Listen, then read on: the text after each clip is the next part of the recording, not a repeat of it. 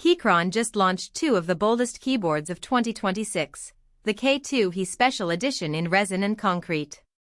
Both cost $199.99 and keep the same core platform as the original K2 He, including Gateron Double-Rail Magnetic Nebula switches, 4mm travel, analog-style Hall effect features, and Keychron Launcher customization.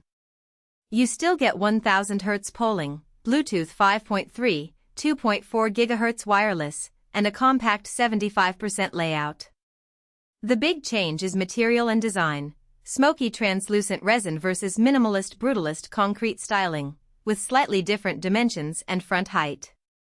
Pro, premium aesthetics without losing proven magnetic switch performance. Con, almost no technical upgrade versus standard K2 He. If you want standout desk presence, these editions make sense. Like and follow for more tech drops.